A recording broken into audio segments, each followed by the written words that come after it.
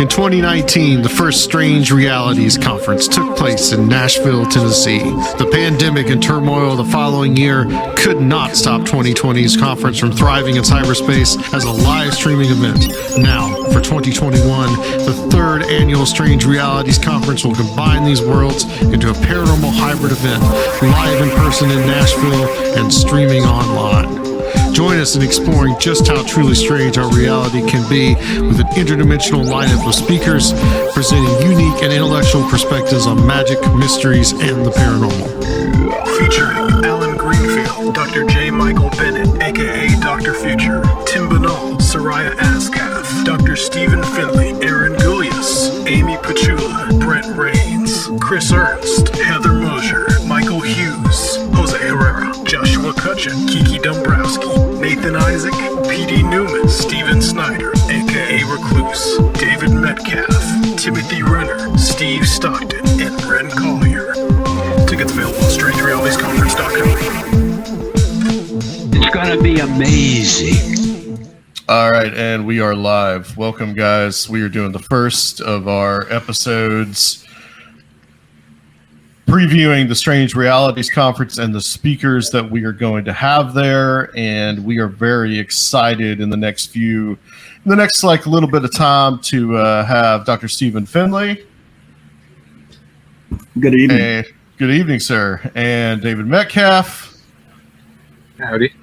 And Jose Herrera is hanging out with us as well. Órale, ¿qué pasa? Hello, sir. All right, guys. We're gonna do a little segment here, just kind of talking about you guys' different presentations at the Strange Realities Conference, what you guys are going to be talking about, and just kind of give a little bit everybody kind of like a little teaser, a little preview of what we are going to be doing October 15th through the 17th here in Nashville, Tennessee, which you can see on the green screen behind me. There's our little insignia right there. And that's not a green screen. We are in the Strange Realities dimension. Oh yeah. We're in the middle of a void right now. So I guess we'll start with you, Dr. Finley, about what you're going to be talking about at Strange Realities. And you are going to be, I will pull it up here, but we'll tell everybody when you're going to be talking here in just a second. But please tell us what you're going to be talking about at the conference. Well, first of all, I think I'm the happiest one on this call because I got my audio working, and I can now hear everybody. So I'm just super excited. I'm looking at what I think will probably be Minister Louis Farrakhan's last and greatest speech, which he delivered on July 4th, 2020, on the 90th anniversary of the Nation of Islam.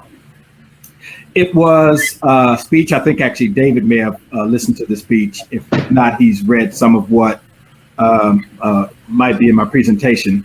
It's what I think was the most universal voice and presentation that the public who has a chance to hear it would have ever heard from Minister Farrakhan. It's not a surprise to me. He talks about the pandemic, and vaccinations and all those really good controversial subjects. But the interesting thing, I think, in addition to its universality, the scope of people who he talks about, including women's rights, LGBTQ rights, all kinds of things that people don't expect from Minister Farrakhan because of his public image, which I know better. And yet he says that everything he's been teaching for the last 30 years, he got from this mother wheel, this UFO on the sky, to which he believes he's going to return soon. And I think both of those ideas are really interesting, that what he's taught for the last 30 years, including this last speech, which was, again, a very universal tone, talking about justice on the planet and peace on the planet.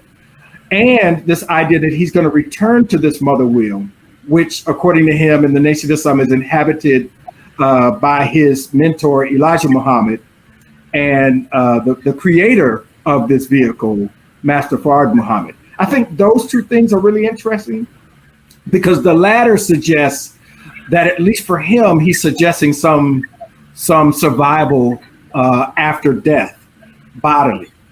And I just think that's a really interesting notion that he connects at least his life after death, or his life, and we can't even call it death because he's saying he's not going to die. He's going to be translated or depart to the mother wheel. And what he's taught the public for 30 years, he attributes both to this UFO. Okay, and that's drawing on some of your work that you've done on this, and we actually had you on for an episode about this. I guess that was in the summer of 2020. We talked about that. Real fascinating, interesting stuff, and some aspects of all that I really just did not know. Yeah, and I think what's different about this that I want to connect to his contention that he got all of this from the will is the universality of this presentation. That's what's going to shock people, I think. They've never heard this kind of stuff based on the representations of Minister Farrakhan in the media. They've never heard him talk about women's rights, LGBTQ rights, speaking about love for a Jewish comedian, Chelsea Handler, calling a white Catholic from Chicago, Father Flager, his brother in Christ. And all of this he says he got from this UFO experience. That's what I want to communicate to folks, that he connects all of this to this experience, as well as his survival after whatever happens to his body. We'll have to talk about that. Well, like your work has been it's so fascinating because a lot of people in the UFO field, they don't necessarily equate Farrakhan or that movement with UFOs, and they don't really talk about it. And here you are, you're a professor of religion. That's and right. You are talking about the UFO subject in the context of a religion, which I think is probably one of the most important ways to really look at the UFO subject as a variety of religious experience, which I think it really is. And especially when you get into the contact and abduction experience, I think that's really what you're dealing with. Mm-hmm. So I'm really looking forward to it. Well, thank you. And I don't want to take up all the time, but with regard to your point, the Nation of Islam says we need to be talking to them about UFOs because they say they hold the key to the real identity and meaning of UFOs. And they say they were first in the modern UFO era. And that's probably one of the biggest UFO religions in America, at least. It is. And even though I've used the term UFO religion too, I don't know how they would feel about that. I've probably used that term in conversation with David. I know I've used it before. Mm-hmm. They just say the main ideas of the Nation of Islam come from what we would understand as a UFO, what they call the mother wheel.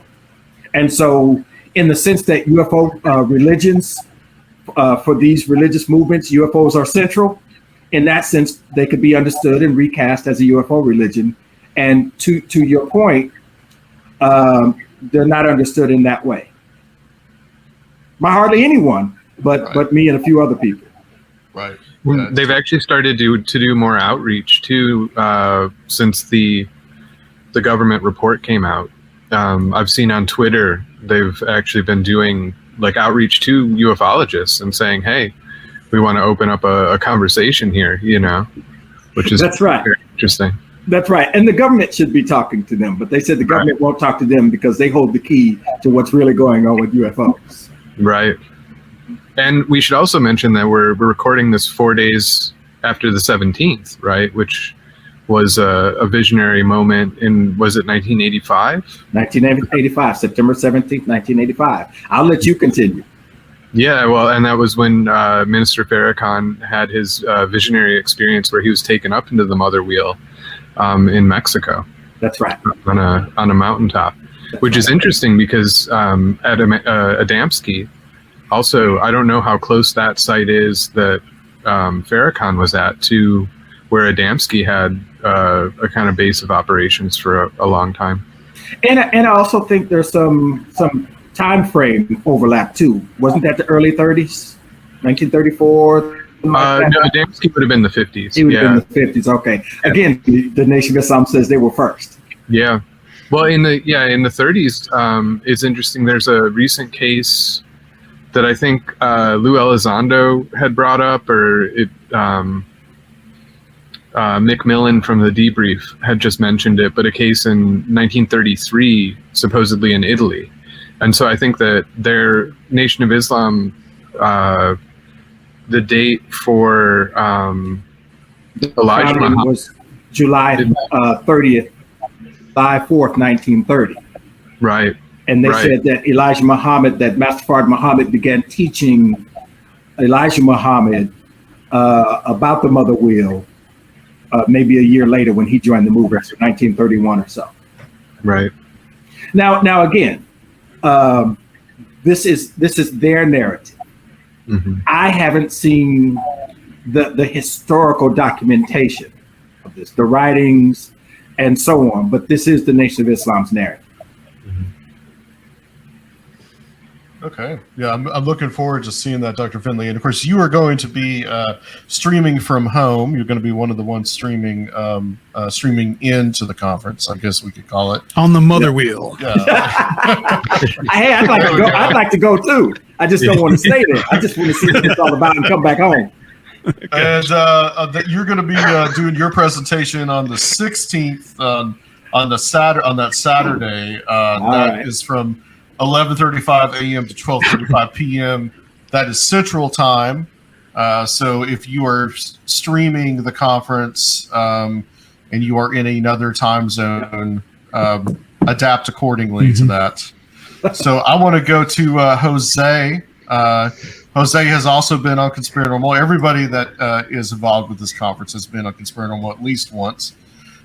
So Jose, you were on with us last year as well, I think towards the end of the year. And I think your presentation is going to be as equally fascinating. Yeah, it does have it's a long-term project, at least within the mental health paradigm, but this topic is on a small portion of a book project that I've been working on for the past 4 years, a lot more intimately, which is basically a project that started back when I got out in 2011 through my wartime experiences. But the topic is on meta war, and meta war is just basically the ultimate form of human destruction. A little bit more detailed portion of it is it's the collapse of temporal limits, the overcoming of spatial projection, and the incapacitation of epigenomic, institutional, memetic viability by the use of kinetic and non-kinetic systems.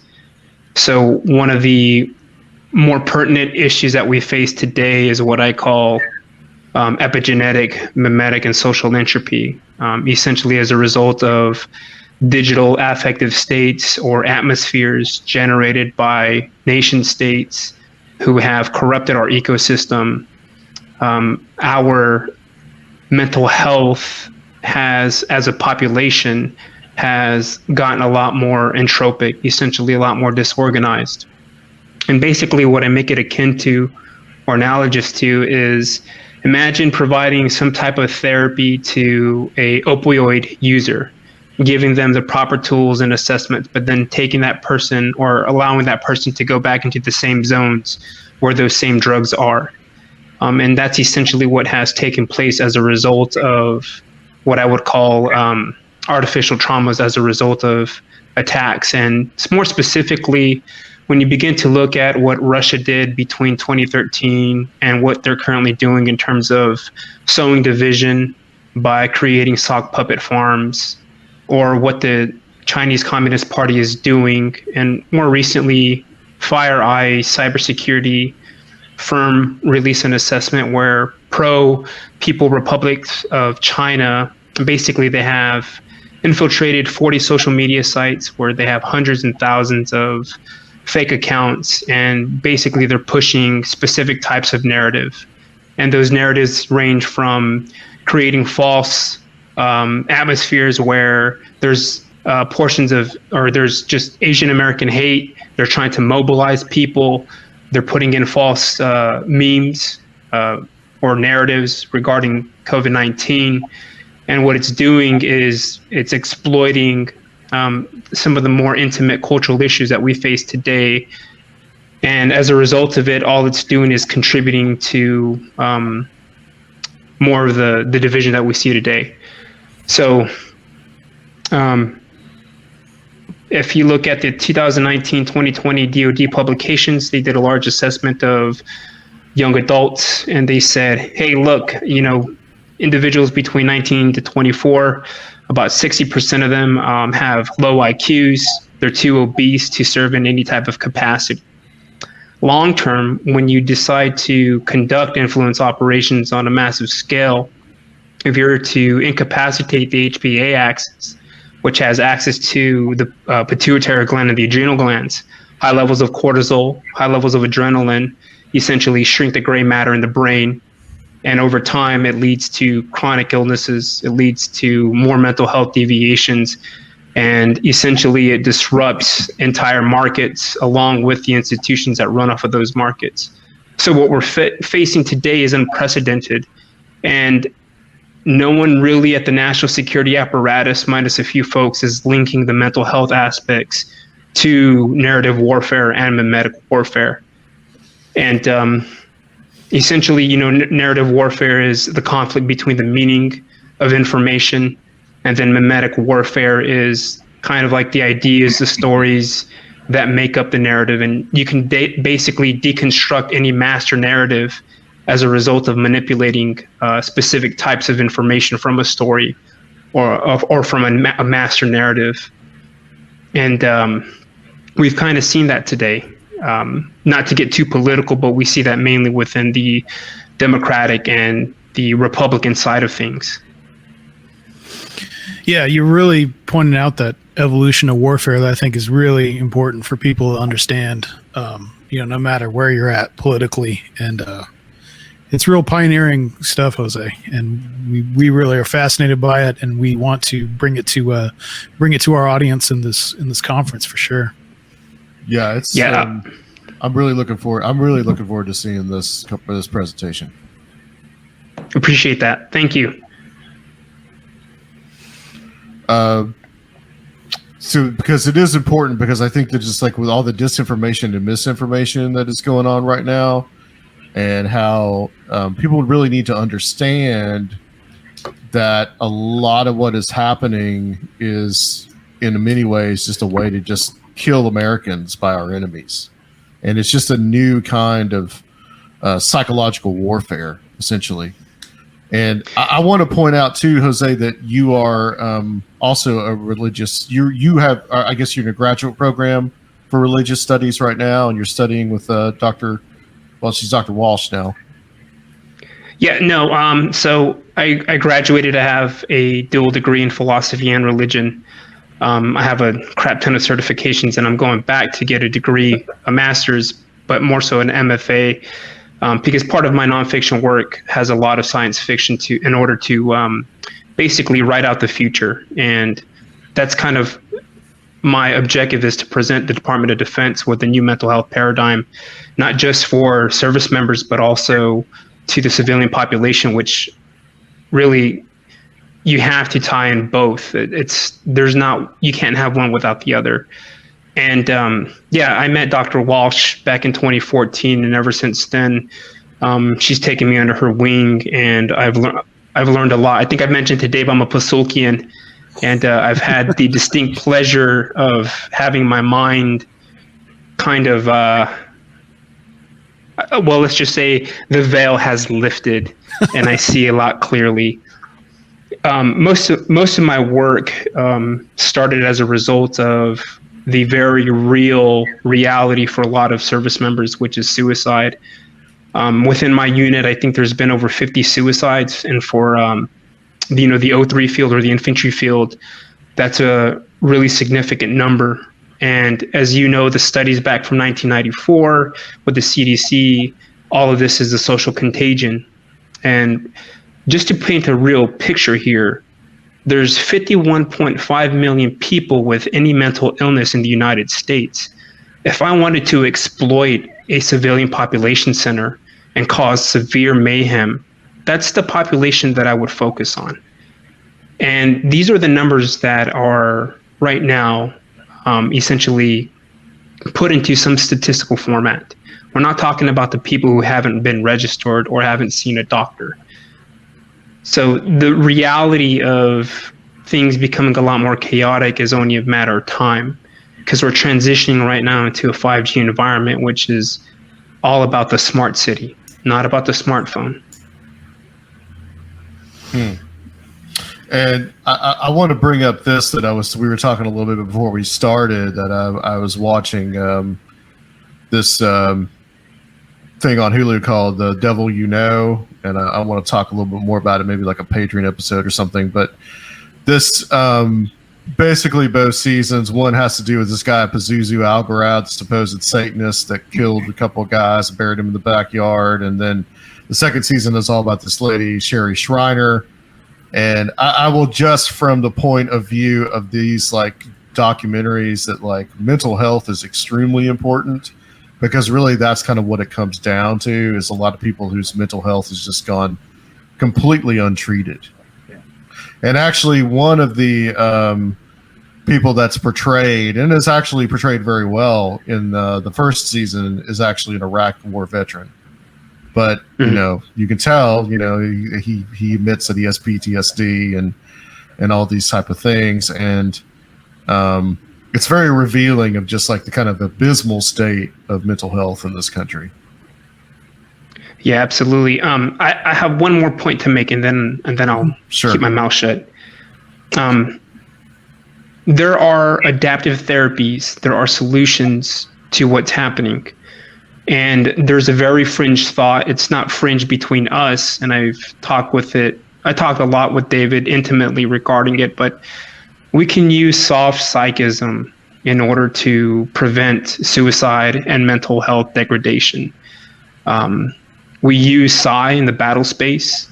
There are programs that have been conducted which we use to hunt, and those same programs can be retrofitted in a mental health format with an encrypted information ecosystem and the technologies.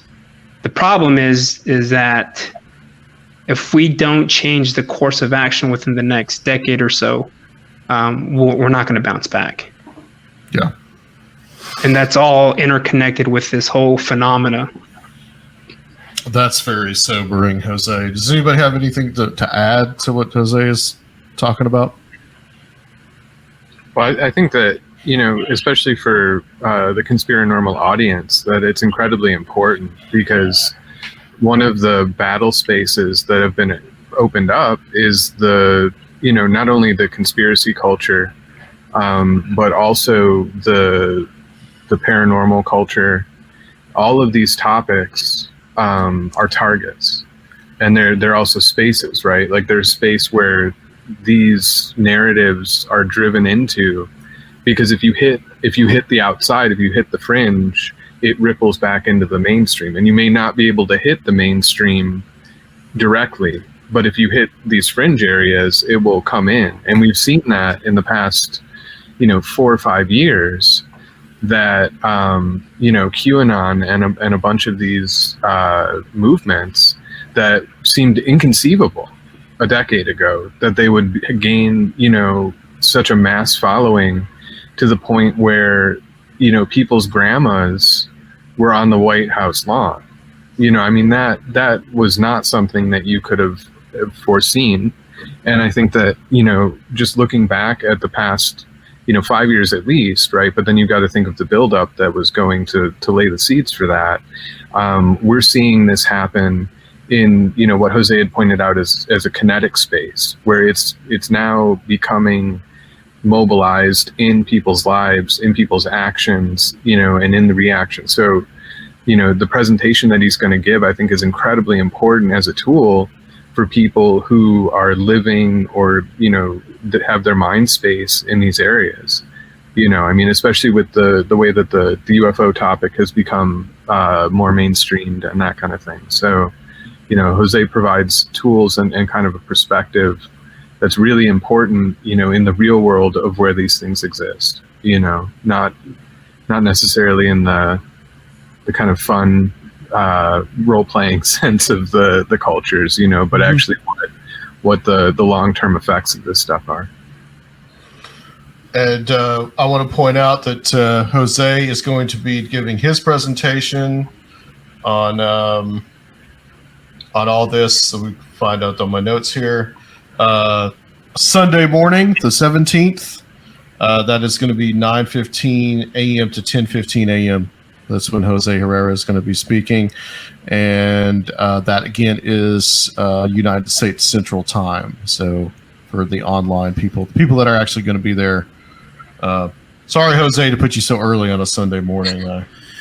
Oh no, man! I'm usually up by 2 a.m. every morning. Yeah, and you might actually be. I think you're going to be in New Mexico, so I think you're going to be like an actual hour behind that. So let's get to Mr. Metcalfe here finally and talk about his presentation, which we kind of got a review of in our Patreon hangout, a preview of.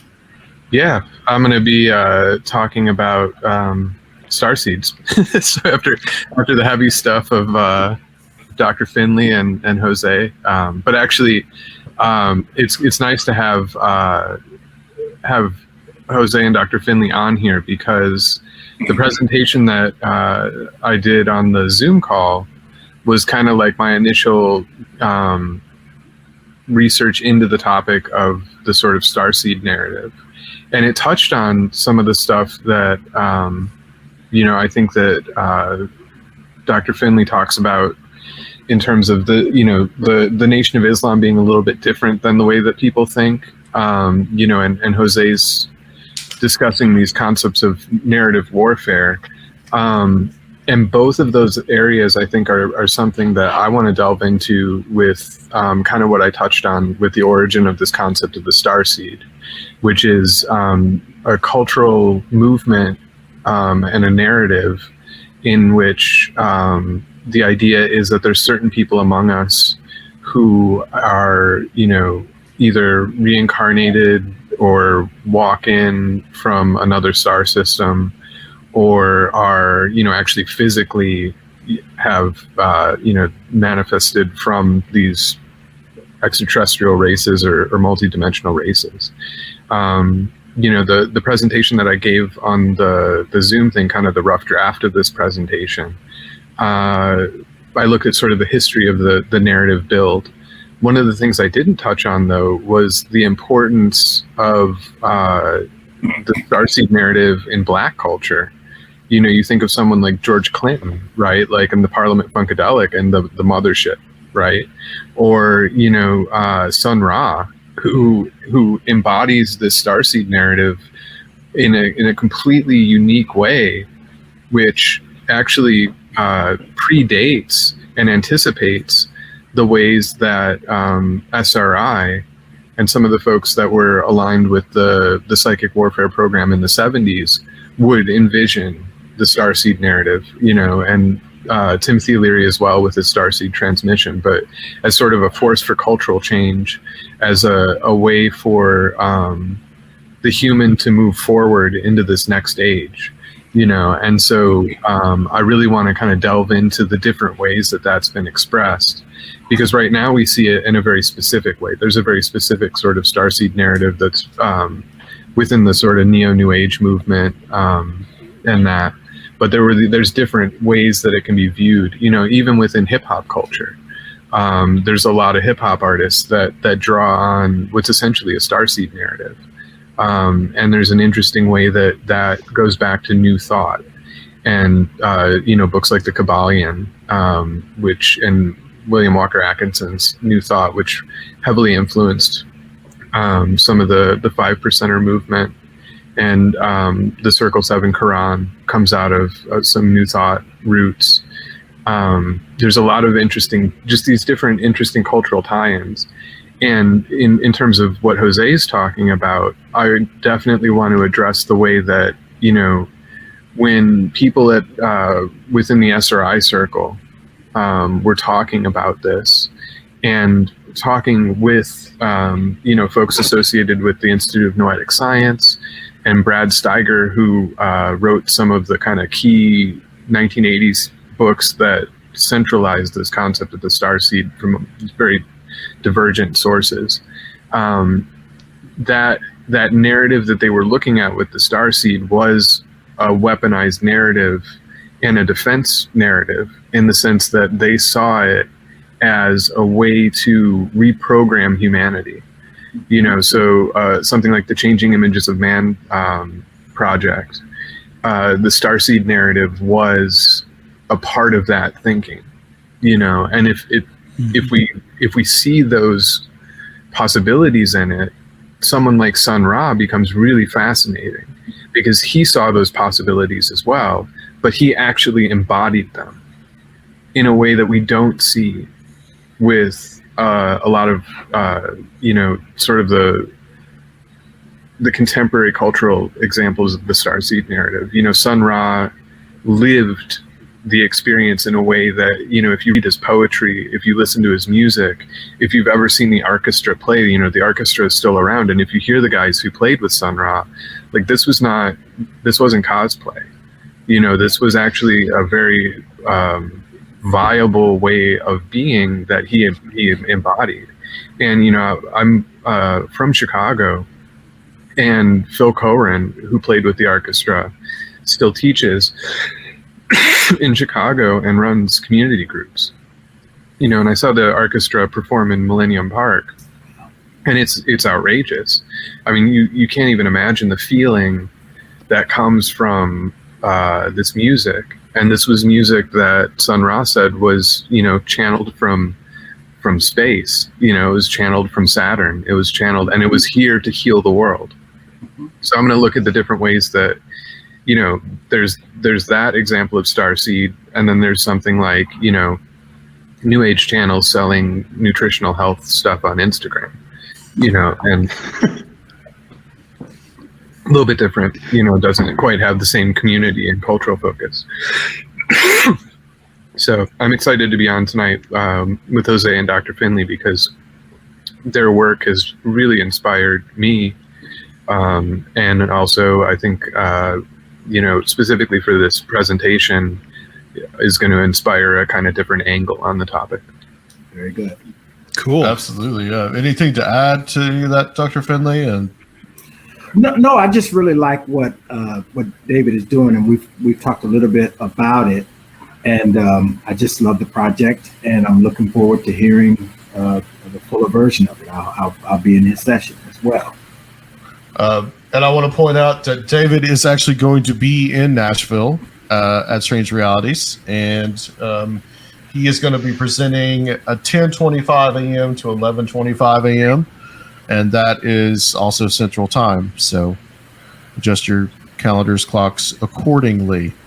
And actually, real quick, we have somebody that actually asked a question. This may be more your expertise, Dr. Finley, but it says, into the Nation of Islam and Scientology in communication with each other and doing some sort of exchange. We may have mentioned this whenever we spoke when I had you on the last time. So, yeah, we did.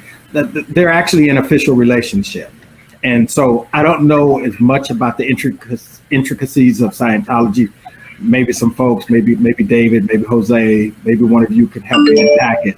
But they actually have an official relationship where Scientology is training members of the Nation of Islam. There are hundreds now who are auditors. And the purpose of them learning auditing or being certified or whatever the term is in Scientology is to use as another tool to help break the sort of mental oppression. I'm not sure what the parallels are in what Jose was talking about, but they do see Scientology as a means to help break through some of the mental health issues, self-hatred, and so on that comes from living in an anti-Black white supremacist world, and that's how they understand their relationship with Scientology. Mr. Farrakhan said if it helps, he's open to it. all right. Well, I want to. David, did you have something to add? Yeah, I was just going to say that with the auditing, it uses a biofeedback device. So it actually does have a very physical aspect to it in terms of they're monitoring what people's emotional responses are. So Jose had been talking about, cortisol levels and the actual changes in the physical makeup, and the e-meters allow you to see that and allow you to actually interact with that and start to retrain the way that you interact with it. And they also have a lot of different, people call it brainwashing techniques, but they're essentially meditation techniques and different techniques for reprogramming the self and the sense of self, So and this intersection between the Nation of Islam and Scientology is one that hasn't gotten a lot of attention in scholarship. Mm-hmm. It's not one that I planned on pursuing, but if I ever have the opportunity to interview Minister Farrakhan, which could be in the works, I've asked members of the Nation of Islam about it, including a prominent member of his research department who said he's going to try to arrange it. It didn't work out in 2007, 2008. I'm hoping it works out, because if it does, David and the rest of you, I have to ask these questions about Scientology, because I don't know a lot about it. And there isn't, I'm not sure there's been an article on it yet. Mm-hmm. And ironically, at SIR Nashville is actually right next door to the Nashville Scientology Celebrity Center. So if you want to go next door and get e-metered, then you probably can. All right. Or a free personality test, as they say. Very good. I'll take one. All right. Well, gentlemen, starting with you, Dr. Finley, please tell everybody where they can find you guys, what you have available online, and any books that you guys want to promote.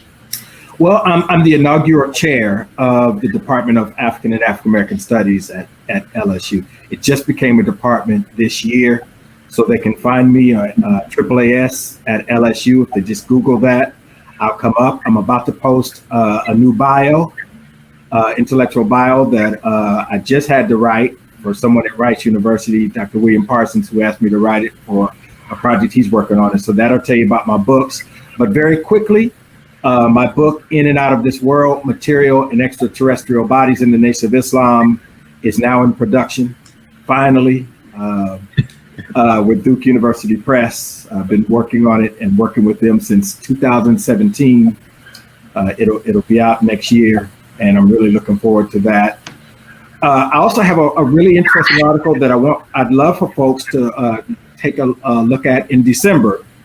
In the Journal of American Academy of Religion, it's supposed to appear. It's an interpretation of an African American who's born in the late 19th century, named Robert T. Brown, born near Austin, Texas, the son of former slaves, who may have been a progenitor of the Harlem Renaissance, became a physicist, in quotes, a physicist and an occultist. Wrote the book, The Nature of Space, in 1919, had to conceal his race to get it published. It was reviewed by mathematicians and physicists in actual scientific and mathematical journals. And he's really arguing for a sort of mystical notion of reality in his interpretation, his use of non-Euclidean geometry and physics and the occult to frame this notion of reality. And I'm using his work to think through theory of religion. And so in the December version of the Journal of American Academy of Religion, there is a roundtable on theosophy and the study of religion. Robert T. Brown was a theosophist for a short while. And that article are some of my preliminary thoughts of sort of the intersections of race, blackness, the occult, and quantum physics in theory of religion. Okay. Thank you, Dr. Finley. Sounds fascinating. Jose, where can people find you? You can find me on Facebook, Instagram. On Facebook, I go by an honor name. It's called Lewana. My last name, Herrera, which is Herrera. That's where I do some of my postings.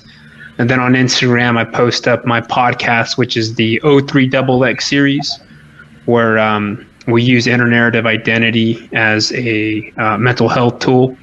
We talk about mental health, national security matters, and just breaking bread with old team guys. Okay. Awesome. And Mr. Metcalfe. Yes. davidmetcalfe.wordpress.com. You can go there and buy T-shirts, lots of them, or stickers. Like the one Jose is wearing. Like the one Jose is wearing, exactly. The saucers will keep their secrets. I'm on Twitter as David B. Metcalfe, and Instagram, I believe it's Liminal Analytics. But yeah, you have a lot of articles out. I also am the editor-in-chief for the Threshold Journal of Interdisciplinary Consciousness Studies, which is out of the Winbridge group, Winbridge Institute, Winbridge Research Center. They have an afterlife symposium that we'll be posting soon, which should be fairly interesting. Their specialty is in mediumship and afterlife studies and applied psi. So that will be, take a look. I don't know exactly where they'll be posting that, probably on one of the Winbridge sites. So be on the lookout for the Afterlife Symposium from Winbridge. All right. Perfect. Well, thanks everybody. These are some of the presentations I'm looking forward to the most. Yep. And you can catch them, everybody, at Strange Realities again, October 15th through the 17th, online and in person. We might be all sold out by now. We are not all sold out at this moment. For the in-person. There are some, the in-person. There are still some slots left. Remember, if you are coming in person, we are requiring vaccine cards or proof of a negative COVID test just to keep everybody safe. And but there are some of those available, but there are plenty of online $30 tickets available. So please, if you guys are interested in any of these presentations, we are going to be streaming them and to a private Facebook group, just like we did last year, except it's going to be in a widely different setting than we did last time. StrangeRealitiesConference.com. Thank you, everybody. All right. Thank you. Thank you.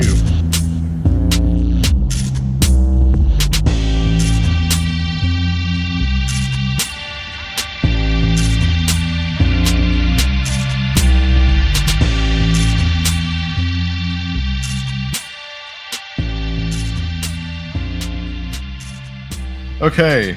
We're live. Welcome back, guys. We're live yet again with a couple of other speakers from Strange Realities Conference 2021, October 15th through 17th in Nashville, Tennessee, live and streaming online. And we hope you guys are going to join us. And we've got a couple of guys that are now like veterans of the Strange Realities Conference.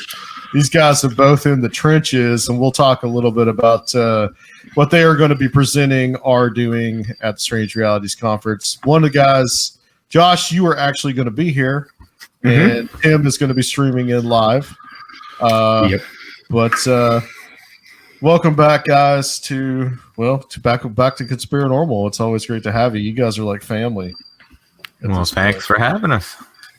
Yeah, it's a little. It's like a little class reunion or something. Yeah. And we'll talk about when you guys are going to be presenting and all that good stuff. So anybody that's joining us online. But Josh, let's talk a little bit about your presentation. Like, I don't even know what you're going to even be talking about. Yeah, I was just going to wing it. So, yeah. You and Alan Greenfield. Yeah, right. You're gonna be a Alan Greenfield or a John Tenney. You maybe just like smoke a cigarette, just light it like real dramatically, and that would be pretty damn fly, as the kids never said.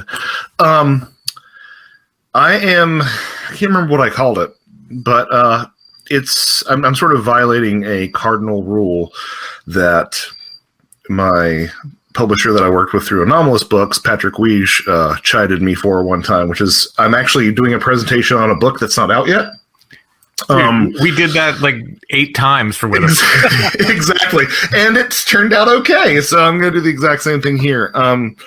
As people who have been sort of poking around in these spheres know, I've been writing a book, which has turned into 2 books about the role of death in the paranormal. And part of what encouraged me to write that, and part of what I enjoyed doing, is having the opportunity to, do my take on ancient monuments. There was something that was really hammered home to me, having been to a couple of, of the mounds here in America, and then going over to see some of the fairy forts and some of the monuments in Ireland, is that there's just such a striking similarity there. And, a lot of people will want to sort of boil it down and reduce it and say, oh, it has something to do with ancient aliens or, Lemurians or Atlanteans building, that's not where I go with it. Because I think that the shared component is the human component, the human element. But I've been fascinated by the idea of, an Irish settler stumbling upon the Etowah Mountains, down here in Georgia, and being like, oh, it looks like a fairy fort. Haven't found anybody who's actually recorded that reaction. But with that idea in mind, there's a significant portion of the books that I'm working on right now that focuses on monuments as strange attractors. And by monuments, I mean tumuli, burial mounds, stone circles, megaliths, etc. So this is Josh's take on monuments, and it's kind of standard, and then it talks about some of the factors that might actually cause these monuments to be attractors of strange phenomena, before completely veering off into, batshit insane territory. So we'll see. That's how I'll end it. We'll see how that goes over. If it goes over with a flop, I might take that part out of the book. But yeah, so it's Josh's guide to monuments, ancient monuments, and how that intersects with the paranormal. You're just angling for a spot at Megalithomania. That would be so much fun. You know what? I would whore myself out as much as anybody wants. Yeah, and I'd be jealous. Yeah. So, I mean, I guess are you going to go the fairy lore angle with this, Josh, a little bit? Partially, there is something to be said for the fact that that wherever monument builders are forgotten, we sort of nest the supernatural builders in that space. In the Southeast, in this part of the country, honestly, you'll find some fairy lore that's probably, among all the North American tribes, the strongest correlation to the sort of Western European fairy folklore. And I'm specifically talking about the Cherokee folklore and their association that they have between their Nunahi and some of these mounds and earthworks. So there's a little bit of that, but it's just more looking at just the the factors of construction and of siting these monuments and things like that, and how it sort of interfaces with the UFO question as well. Of course, wherever I'm around, I'm going to end up talking about fairy folklore. Like, it's just, it's impossible not to for me at this point. Yeah, absolutely. I mean, that is kind of your thing. You are the fairy folklore guy at this point, Josh. Well, I had a conversation on Where Did the Road Go with Morgan Daimler, who's like the person, one of several people that I defer to, right? Whenever I'm talking about this. But I will say that as far as people who are really pounding that alien fairy drum, I really like to focus on that. So I've got a little bit of a reputation, I guess. Oh, okay. Well, that sounds awesome, and it relates to the immediate area too. So there are aspects of the presentation that are like directly talking about. What is it? Stone Fort. Is that the Stone Old Fort? Stone Fort, yeah. The Old Stone Fort, yeah. So that makes an appearance and some other stuff in the immediate vicinity. So yeah, it seemed pretty appropriate. Cool.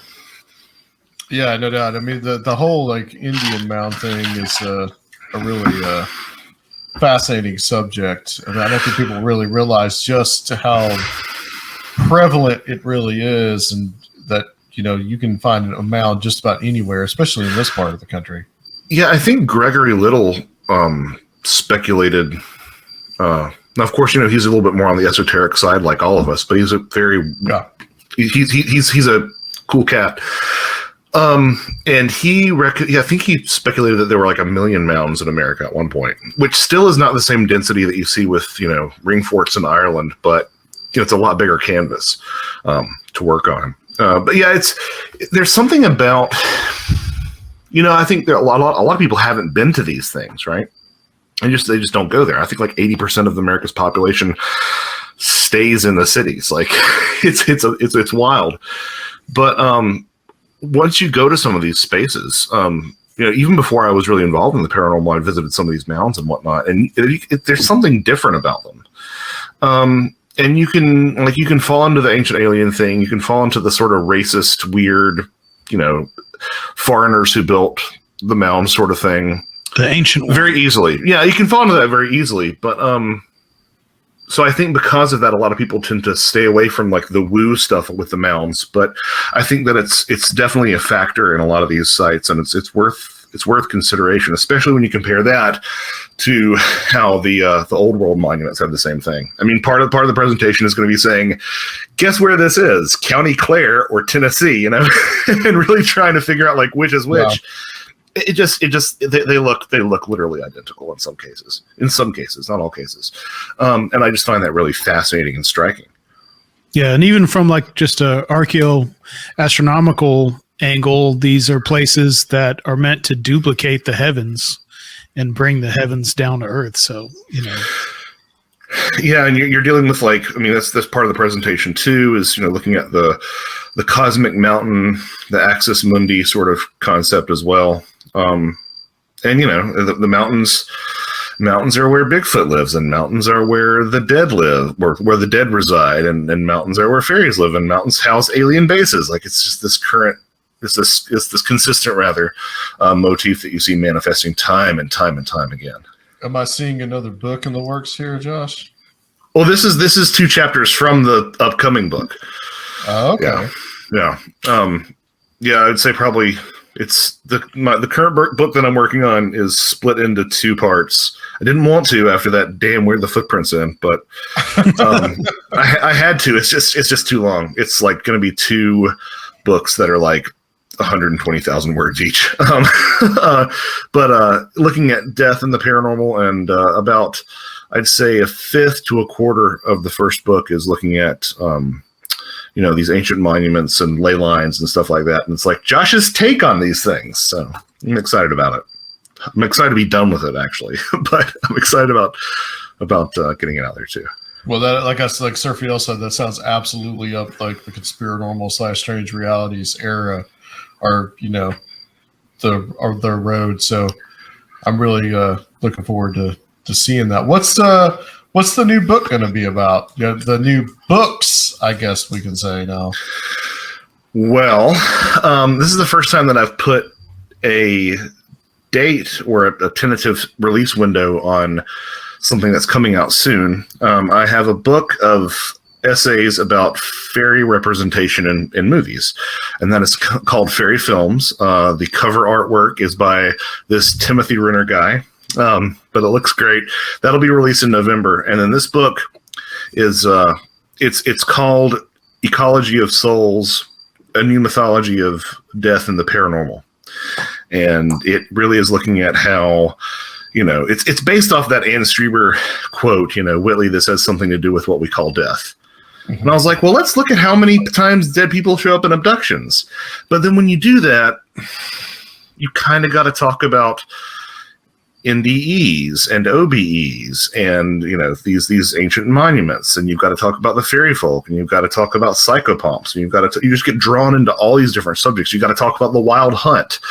So it really did end up sort of being this holistic approach where you say, at least to what I can tell, a solid chunk of the paranormal just revolves completely around death. And I realize it's a giant monumental task trying to catalog all that, but I do my damnedest, so we'll see. But even things that I didn't think I could connect to death ended up sort of revealing themselves, and I guess more specifically to that ecology of souls model. Like this is mostly soul work that we're looking at. Wow. Yeah, I mean I think that's you were been talking about that. Like we've had some private conversations. Yeah, We've been talking I about that for a little while. Yeah. Yeah, I think when I was trying to figure out what to do next, I actually asked you, and you're like, you've been wanting to do that because I think it was back in the Paramania that we did in New Orleans, which was what 2018. Well, I wasn't there, but no, but at that one, I had this idea like, what if it's just one giant ghost story that we're looking at?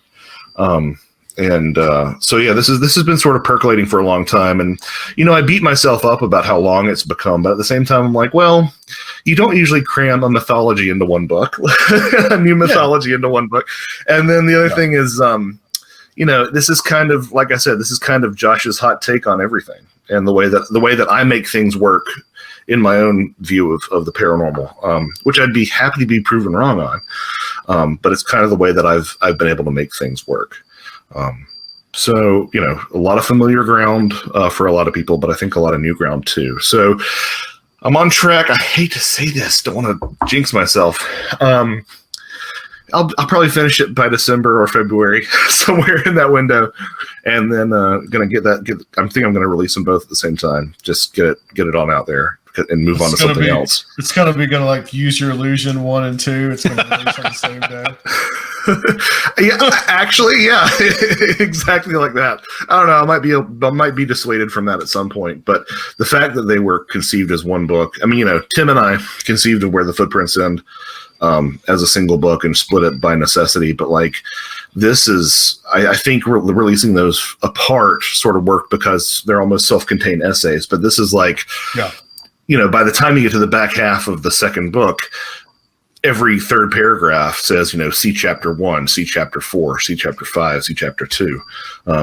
So yeah, I think just releasing it, just dropping it all at one time, maybe dropping them together in a collector's edition, a hardcover, leather-bound collector's edition. There you go. Yeah. Sounds like you're having twins again. Man, it feels like it. This book's kicking my ass, but we'll see. I'm really excited about it, and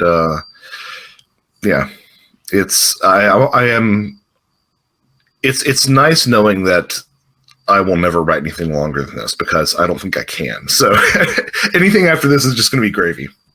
Yeah.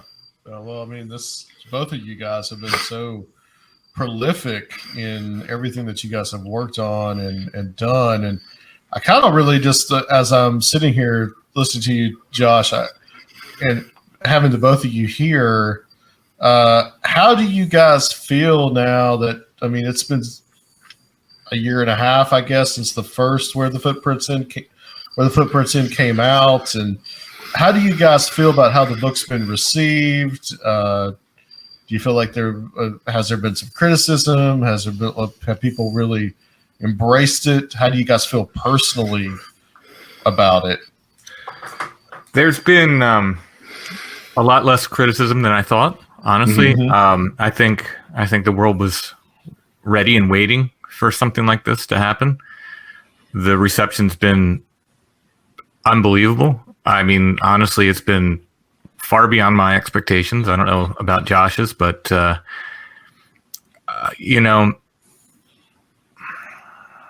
feel like we did something, and we'll let history judge the rest. But there's a feeling that we set out to do something and we did it, and we left our footprint, good or bad. But I think it will be good. And no pun intended, right? Right. Well, yeah. Well, pun was very much intended, but I'm very proud of it. I'm very, very proud of those books, and very happy with them. And we'll see. It's almost worrisome to have everything else be compared against Where the Footprints End from here on out. Yeah, I was just about to say, Tim, I don't know if you've experienced this with your upcoming projects, but like, it's a tough act to follow, right? Like it occupied so much of our thought for so long, and it felt like it was saying something. I mean, not entirely new, but it was kind of like a new touchstone approach to something that, like, it's kind of like, how the hell do you follow that up? So, I am constantly humbled on a daily basis by how successful those books have been. And I'm not like being like, yay, success, let's go to the club. But what I really mean is that a make it rain motion? That was a make it rain motion, yeah. But what I mean by that is the scope that the book has sort of taken on, and the places that it pops up, and the times that I will hear or see it referenced in places that I just stumble upon it. I'll just stumble upon somebody referencing it. It's like, oh, I guess people did pay attention, and it seems to have caught a lot of people's attention. And I'm just incredibly grateful for it. I will say, I'm going to get a little sentimental here. It is kind of weird to be on this journey again with my book that I'm writing right now, to not have a traveling partner with me, Tim. Yeah. I mean, honestly, for what will be my next book, I didn't even try to kind of do the same thing or do anything similar. I went back to my roots. My next one is kind of like another Beyond the Seventh Gate. It's kind of like my first book again, taking a local legend. Let's break it apart. Let's look at every angle we can. And I'm not saying I won't get back into similar territory that we cover, but I just, for me, it was like, well, let me go to home, someplace really comfortable for me for the next thing. Well, I think Tim and I had sort of left it with I don't know if we'll ever work together again. This was kind of tough, but I don't know. This, where the footprints end, did so well, we might have to collaborate again in the future on something. I am not ruling it out as much as had we been in the same room, the blows would have been struck, I think, at a certain point. Yeah. But I think we would have hugged it out as well. Yeah. And in the end, I'm so proud of what we came up with. But it's I think it's going to be something that it's going to loom large, at least in my writing career, forever. We'll see what else I do. Hopefully, I don't disappoint. Well, having read both of the books, I can say that I was really impressed by both of them, and I think it's really an important book books, I guess, that were written, and I really applaud you guys on being as thorough as you were, first of all, and second of all, pulling together all the type of folklore and all the stories that you guys did. I'm curious the reaction from the more, I guess, in this case, flesh and blood Bigfoot people, and how they reacted to it, and whether or not I don't know if you can necessarily change minds, but whether there was any pushback or how you guys felt about that. I think most just chose to try to ignore it. If we don't talk about it, it will go away. Yeah. And we get some reviews every now and then. Josh points them out to me, and I hate reviews. So I think I asked him eventually, don't show reviews anymore. Yeah. But usually the review from one of those people is, I didn't even read it, but this sucks. It boils down to that. There was a Facebook post that was brought to my attention from a very prominent cryptozoologist who was talking about paranormal Bigfoot, or I think specifically about Bigfoot being sighted around UFOs. And this was in conversation with another cryptozoologist. And someone made some sort of question about what's the incidence of this? And this very prominent cryptozoologist said, yeah, they just don't seem to happen that often. People have been making proverbial mountains out of molehills for a long time. Mm-hmm. And this is somebody who I know knows about this book, and I know has read this book and has recommended this book. And it's like, I mean, if you're that set in your ways, I don't know what to tell you. So the old guard's gonna old guard. These weren't things that we documented for the most part. I mean, we mentioned a couple investigations I went on, a couple people I interviewed, but everything in there is cases other people collected. Yeah. Nothing that we discovered. So it was all out there. It's not hard to find. There's plenty of it. Yeah, but honestly, I think Tim and I were expecting to be burnt at the stake or something, and that didn't quite happen. Right. In fact, I've seen people who I would have thought would have been really critical of it be like, you know what? I don't agree, but this work needed to happen. This needed to be documented and chronicled. So that, good on them for being honest. Yeah. Yeah, and it's one of those books that I think that, people can read and just have fun with it as well. And, it's a lot of interesting material in there. And I'm hoping that it's one of the things that gets that future Bigfoot research, Sasquatchery, I don't know, that gets, it's one of the books that gets cited because, I think it really is a good, like I said before, a good compendium of all these different types of stories that don't fit into the narrative. I think it's been cited in about 3 different books already that I've stumbled across, which always makes me nervous because it's like, you're not supposed to cite me. Like I'm the citer. You don't cite. Who cites the citer? you both of you guys have entered a new realm now where you're being cited. So I plenty of cider to go around. Yeah, there's been a sighting. So we'll turn to you, Tim. Well, actually, Josh, first, let's tell everybody when you will be speaking at the Strange Realities Conference 2021. And you will be following up Mr. Tim Banal on Friday, which Friday is going to be all live in-person presentations. That's going to be Mr. Banal, then Mr. Cutchin here, and Aaron Gullius and Ren Collier is going to finish up that night. And that's from 6:25 to 7:25, so that you and Mr. Banal can hit the bars downtown and have some fun. So yeah, that's Central Time, by the way. That's intimidating going on after Banal because he is consistently one of the funniest people I know. So, well, I didn't actually intend it this way. No, you're good. The whole thing it's bookended by Tim Banal starting us off and ending us on Sunday night will be this man right here, Mr. Timothy Renner. So Tim to Tim from end to end. We are going to be Tim. What are we going to be doing with you for this conference? I figured I'd just stare at the camera and for a long time. I think that's a good idea. We'll have you on a big screen on stage. Can you give your presentation by telepathy? Hypno wheel behind me. Yeah. So what we're going to be doing, guys, and this is to the live audience or anybody that's watching this later on. We are going to be doing a question and answer session with Mr. Renner here. Last year, he gave a great presentation, and I think that it ended about 15 minutes early, and we had a great question and answer session with you last year. So we're going to kind of just continue that format. I believe that myself and Serfiel, we're going to have some questions for you, and hopefully questions from the live audience and from the audience that is watching online. But we're really looking forward to doing that with you.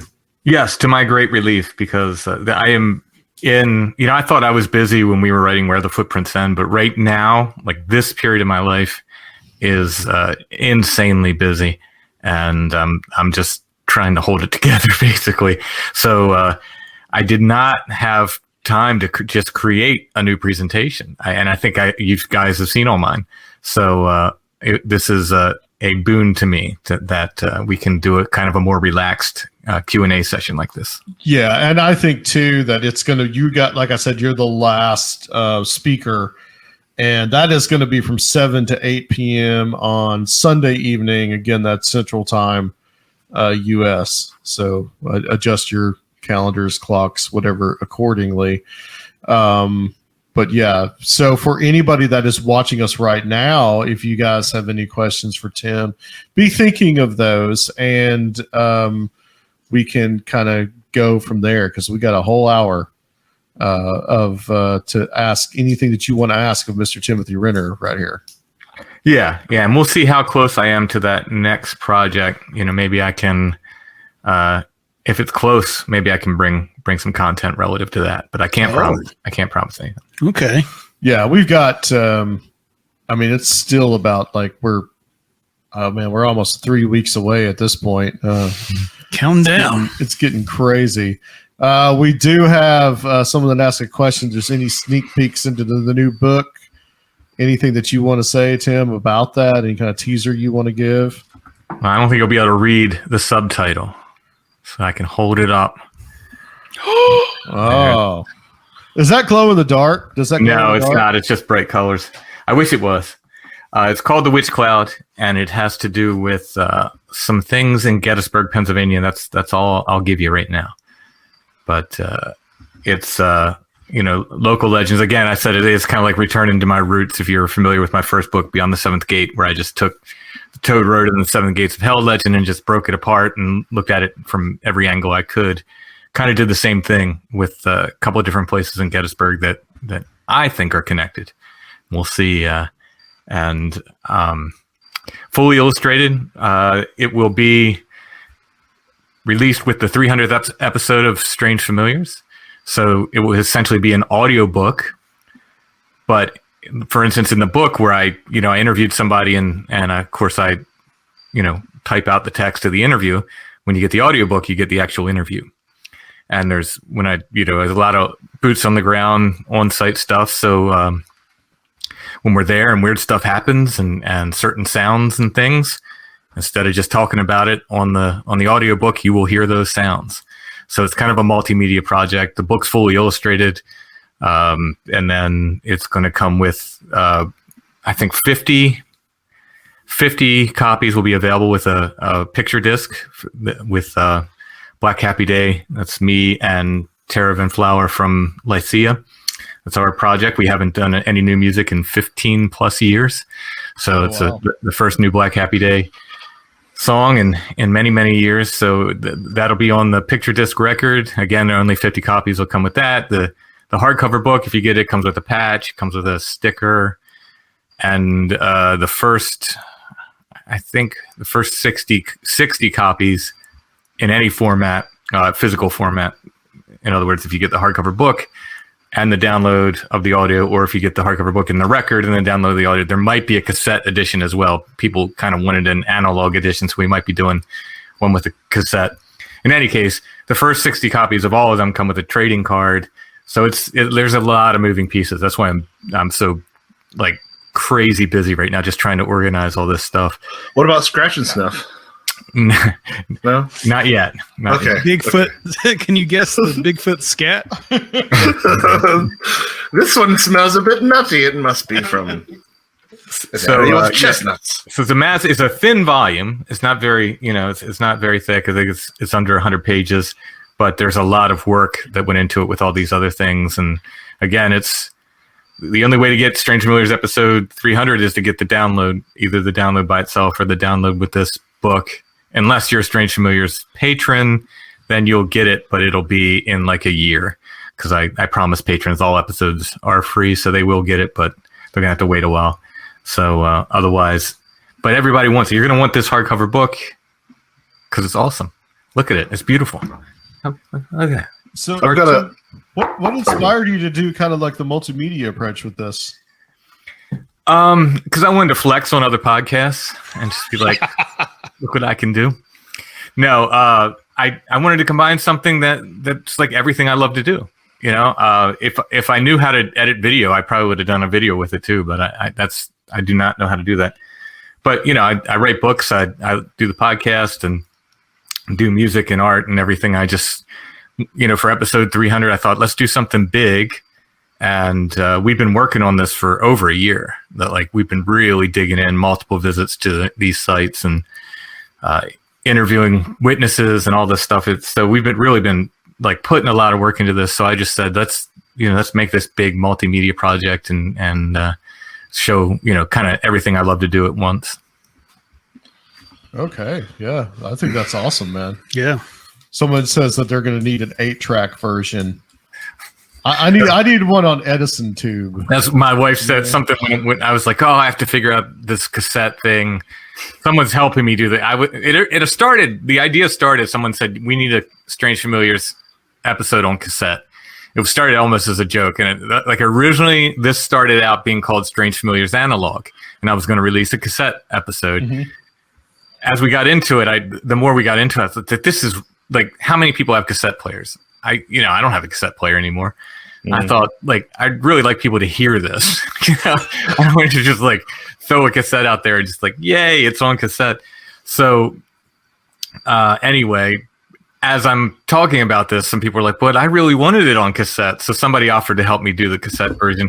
Okay. When I said that there may be a cassette version, my wife asked when the wax cylinder was going to come out. Yeah. I want to slap that puppy into a Teddy Ruxpin and see what happens. Yeah. Oh, shit. Guys, I want to thank you for being a part of this tonight and also for being part of Strange Realities 2021.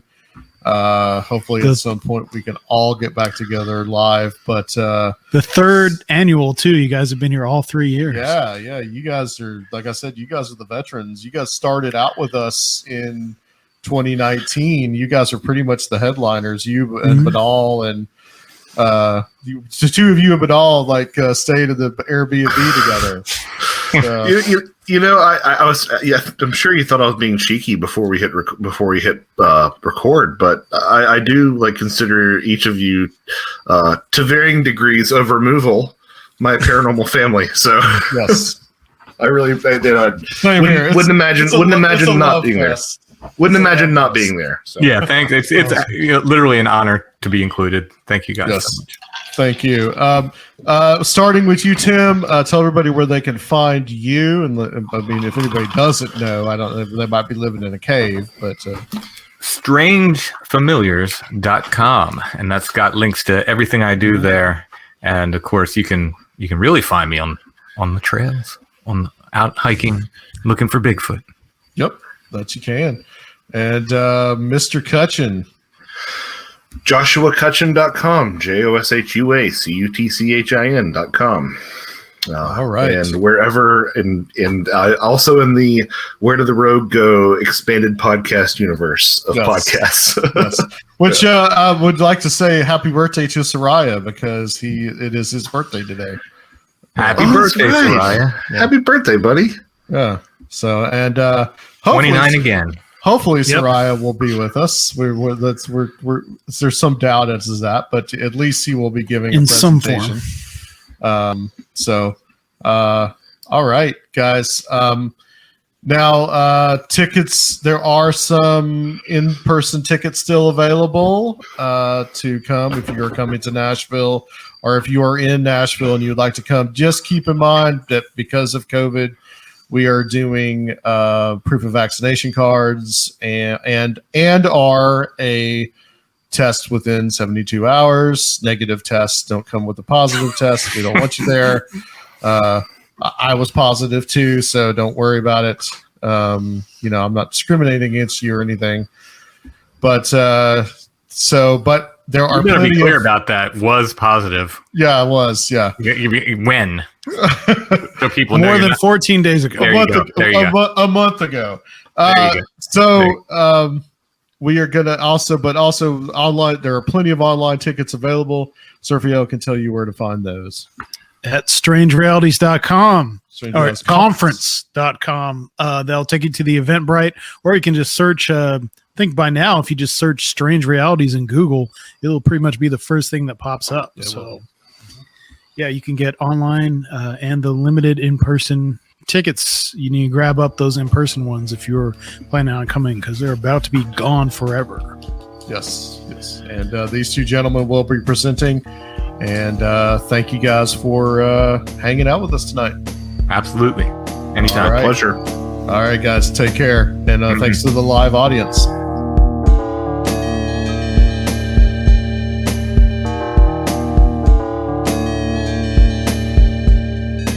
All right, guys, welcome back to Conspirinormal.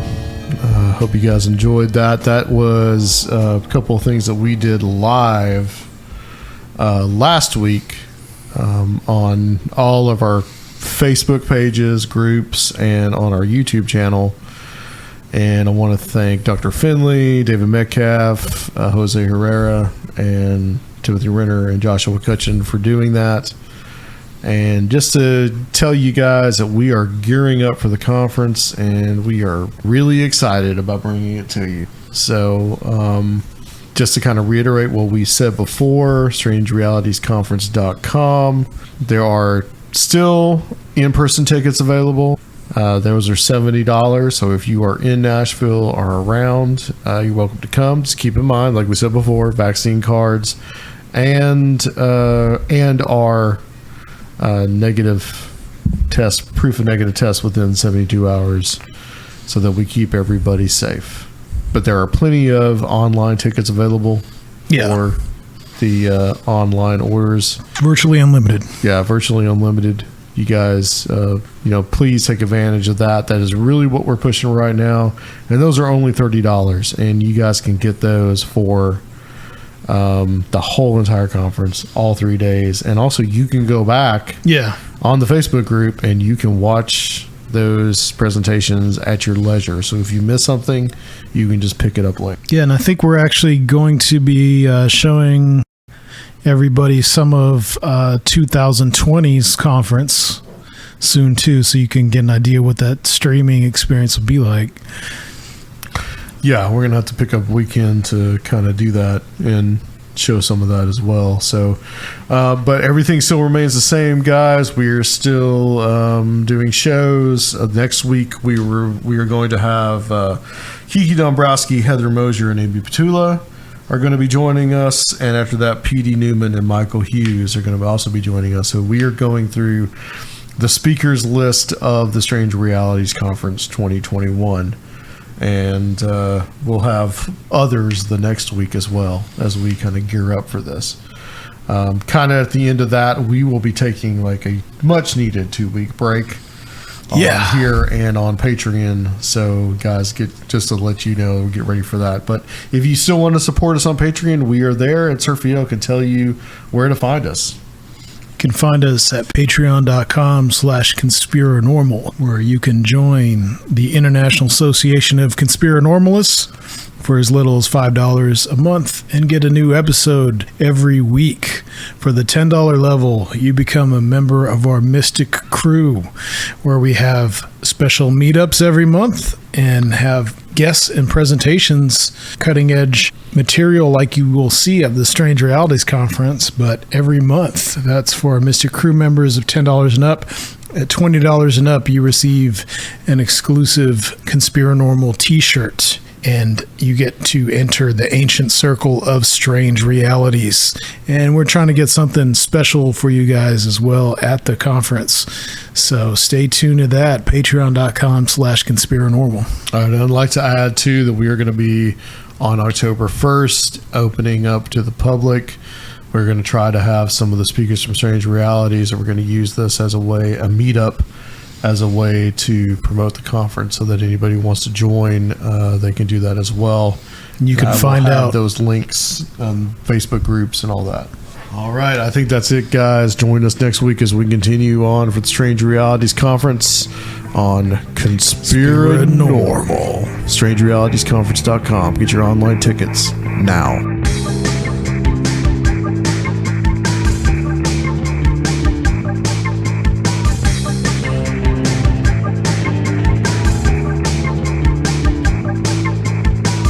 If you would like to help the show, please consider becoming a Patreon at www.patreon.com/Conspirinormal, or leave a one-time donation at Conspirinormal.com. And please check out our YouTube channel, Conspirinormal Podcast.